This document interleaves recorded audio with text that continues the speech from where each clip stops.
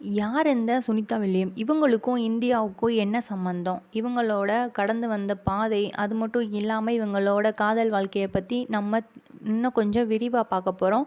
அதுக்கு முன்னாடி நம்ம சேனலை லைக் அண்ட் சப்ஸ்கிரைப் பண்ணிக்கோங்க. இந்திய வம்சாவளியை சார்ந்த சுனிதா வில்லியம் அவங்களோட அப்பா யாருன்னு பார்த்துட்டிங்கன்னா, இவர் வந்து தீபக் பாண்டேயா. இவர் வந்து ஒரு இந்தியர். இவர் குஜராத் மாநிலத்தில் அகமதாபாத்துங்கிற இடத்துல பூர்வீகமாக கொண்டவர். 1953 பார்த்துட்டிங்கன்னா குஜராத் யூனிவர்சிட்டியில் டாக்டர் படிப்பை முடிச்சுட்டு அமெரிக்காவில் போய் அவரோட வேலையை கண்டினியூ பண்ணுறாரு. அங்கே வந்து மூளை தொடர்பான அனடமிட்டா அப்படிங்கிற ஒரு ஜாப்பில் வந்து ஒர்க் பண்ணிகிட்டு இருந்திருக்காரு. இவர் வந்து ஒரு விஞ்ஞானியும் கூட. பல ஆய்வுகளை அங்கே மேற்கொண்டிருக்காரு. இவர் வந்து குரங்கு மூளைக்கும் மனித மூளைக்கும் இருக்க ஒற்றுமையை வந்து கண்டுபிடிச்சி நிறைய தகவல்கள் வந்து வெளியிட்டிருக்காரு. அப்புறம் பார்த்துட்டிங்கன்னா இவர் அமெரிக்காவில் செட்டில் ஆகிட்டார். தீபக் பாண்டேயா அவர் வந்து அப்போ போனிக் ஜலோக்கர் அப்படிங்கிறவங்கள வந்து லவ் பண்ணி மேரேஜ் பண்ணிக்கிறாரு. அவங்களுக்கு வந்து 3 பசங்க. அவங்கள பார்த்துட்டிங்கன்னா ஜே தாமஸ் பாண்டேயா, டீனா ஆனந்த் பாண்டேயா, கடைசி பிள்ளை தான் சுனிதா வில்லியம். சுனிதா வில்லியம் அவங்களோட அம்மா பார்த்துட்டிங்கன்னா அவங்கள பற்றி நிறையா தகவல் வந்து சொல்லியிருக்காங்க. அவங்களுக்கு 11 வயசு இருக்கப்போ பாஸ்டம் லைட் ஹவுஸில் இருந்து பாஸ்டம் அக்வேரியம் வரைக்கும் ஒரு 12 மைலில் வந்து ஒரே ஸ்ட்ரெச்சில் நீந்தி கடந்திருக்காங்க. அது மட்டும் இல்லாமல் பார்த்துட்டிங்கன்னா ஒரு மாரத்தான் போட்டி நடந்திருக்கு பாஸ்டனில். அங்கே பார்த்துட்டிங்கன்னா அவங்களுக்கு வந்து ஓட்டப்பயிற்சி அவங்க எடுத்துக்கிறல. ஓட்டப்பயிற்சி எடுக்காமையே வந்து இவங்க வந்து நான் வந்து மாரத்தானில் கலந்துக்கிறவேன்னு சொல்லியிருக்காங்க. அதுக்கு அவங்க அம்மா பார்த்துட்டிங்கன்னா இல்லை நீ பயிற்சி எடுக்காமல் இருக்க, அதனால் வந்து நீ போட வேணான்னு சொல்லியிருக்காங்க. இல்லை நான் என்னால் முடியுமா அந்த மாதிரி சொல்லவும், சரி உன்கிட்ட வந்து ஒரு 10 சென்ட் காயின் தரேன், இதை வந்து நீ வச்சுக்கிட்டு உன்னால் முடியல அப்படின்னா லோக்கல் டெலிஃபோன்லேருந்து நீ பண்ணு, நான் வந்து உன்னைய வந்து கூப்பிட்டுக்கிறேன் அப்படின்னு சொல்லியிருக்காங்க. இதை வந்து பார்த்துட்டிங்கன்னா சுனிதா வில்லியம் அவங்களோட கையில் வச்சுக்க முடியாதனால ஷூக்குள்ளே போட்டு ஓடி இருந்திருக்காங்க. திடீர்னு ஒரு மாதிரி ஷூ இருக்கிறது வந்து அவங்களால ஓட முடியாமல் இருக்கும். ஷூவை கழட்டி போட்டு ஓடிருக்காங்க. 26 மைல் வெறும் கால்லேயே ஓடி அந்த மாரத்தானை இவங்க கம்ப்ளீட் பண்ணியிருக்காங்க. இதை பார்த்துட்டு அவங்க அம்மா என்ன சொல்லியிருக்காங்கன்னா, சுனிதா வில்லியம் வந்து ஒரு திடமான மனநம்பிக்கையும் உறுதியும் கொண்ட பெண்ணு அந்த மாதிரி சொல்லியிருக்காங்க. அவங்க அப்பா பார்த்துட்டிங்கன்னா ரீசெண்டாக 2020 இறந்துட்டார். அவங்க அம்மா மட்டும்தான் இப்போ இருக்காங்க. அவங்களோட 20 வயசில் பார்த்துட்டிங்கன்னா டெஸ்ட் பைலட்ஸ் ஸ்கூலில் வந்து விண்ணப்பிக்கிறதுக்காக போயிருந்திருக்காங்க. அங்கே பார்த்துட்டிங்கன்னா அந்த எவால்வேஷன் ஆஃபீஸர் இருப்பாங்கள்ல அவங்க வந்து சொல்லியிருக்காங்க, நீ எல்லாம் ஆஸ்ட்ரோனட்டா அந்த மாதிரி அவங்கள கிண்டல் பண்ணியிருக்காங்க. நீ எல்லாம் ஆஸ்ட்ரோனட் ஆயிடுவியா அப்படின்னு சொல்லவும் சுனிதா வில்லியம்க்கு வந்து அவங்க மனசில் அவங்க சொன்னதை எதிரொலிச்சுட்டே இருந்திருக்கு. இவங்க சொன்னது வந்து நம்ம செஞ்சு காட்டணும், இவங்க சொன்னதுக்கு ஆப்போசிட்டாக நம்ம செஞ்சு காட்டணும், நான் வந்து ஒரு ஆஸ்ட்ரோனட்டை கண்டிப்பாக ஆவேன் அப்படின்ட்டு அவங்க நினச்சிட்டே இருந்திருக்காங்க.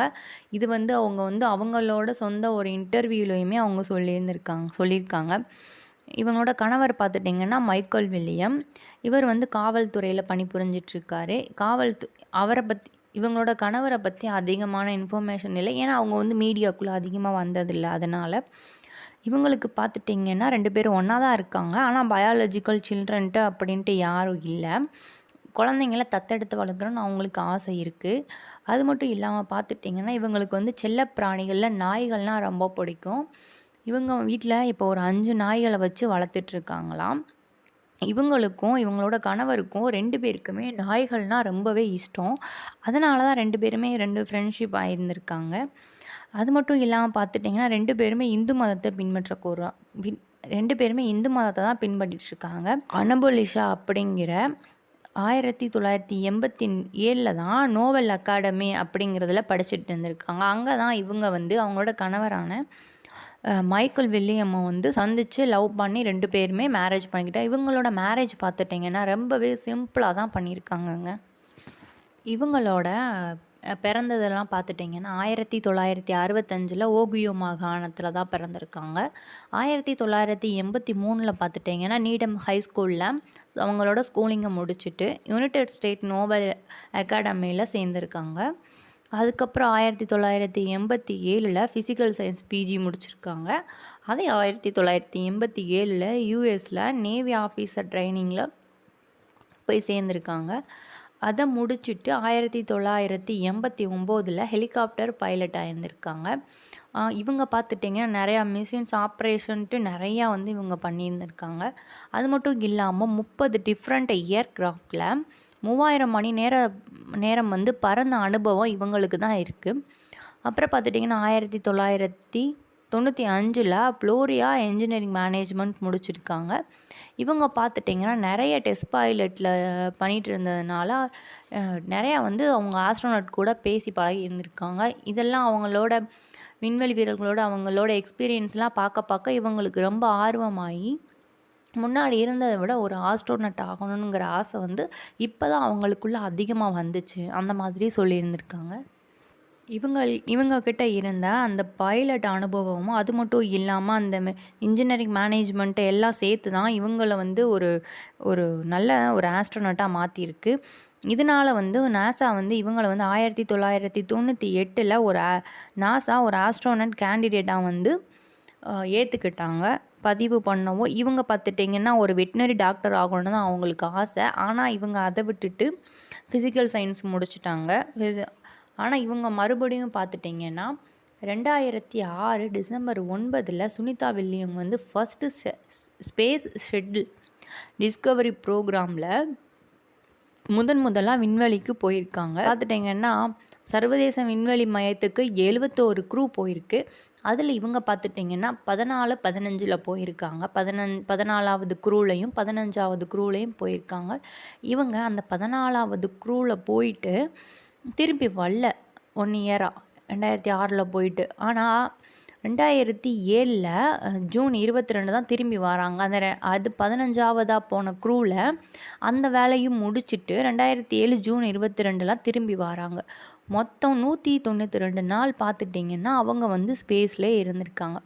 அது மட்டும் இல்லாமல் இவங்க தான் ஃபஸ்ட்டு ஸ்பேஸ் வாக், அதாவது விண்வெளி மையத்தில் நடந்த முதல் பெண் அப்படிங்கிற பேரையும் வாங்கினவங்க. அதில் பார்த்துட்டிங்கன்னா 2007 ஏப்ரலில் வந்து இவங்க வந்து ஸ்பேஸில் வந்து அங்கே இருக்க ட்ரெட்மில்லில் மாரத்தான் ஓடி இருந்திருக்காங்க 4 மணி நேரம். செகண்ட் டைம் பார்த்துட்டிங்கன்னா க்ரூ 32 அப்படிங்கிறதுல 2012 ஜூலை 15ல் விண்வெளி மையத்துக்கு க்ரூ 32ல் போயிருந்திருக்காங்க. அங்கே போயிட்டு 2012 நவம்பர் 19ல் ரிட்டர்ன் ஆகிட்டாங்க. இது பார்த்துட்டிங்கன்னா ரஷ்யாவில் சோயிஸ் ஸ்பேஸ் மூலயமா தான் அவங்க வந்து ரிட்டர்ன் ஆகியிருந்திருக்காங்க.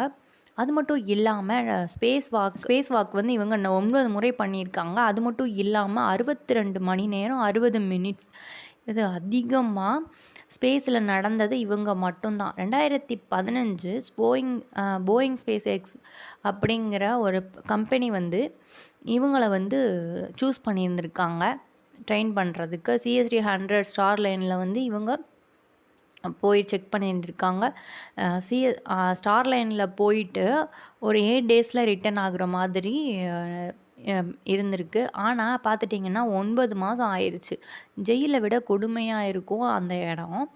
ஆனால் இருந்தாலும் இவங்க வந்து இருந்து அங்கே இந்த மாரத்தான் ஓடுறது, ஸ்பேஸில் நடக்கிறது, அது மட்டும் இல்லாமல் நிறைய எக்ஸசைஸ் பண்ணுறது, இந்த மாதிரி வந்து ஸ்பேஸில் வந்து அதிகமாக பண்ணின பெண் அப்படிங்கிறதுனா இவங்க மட்டும்தான். அது மட்டும் இல்லாமல் பார்த்துட்டிங்கன்னா ஸ்பேஸில் அதிகமாக வாக் பண்ணது, அதிக நாள் இருந்தது பார்த்துட்டிங்கன்னா இவங்க ஒருத்தவங்க தான் அப்படிங்கிற பெருமை சுனிதா வில்லியம் அவங்கள மட்டும்தான் போய் சேரும். எல்லாருமே 2 ஸ்பேஸில் மட்டும்தான் போயிருப்பாங்க. ஆனால் சுனிதா வில்லியம் பார்த்துட்டிங்கன்னா space shuttle, Soyuz, Boeing Starliner, Crew Dragon அப்படிங்கிற 4 இதில் போயிருக்காங்க.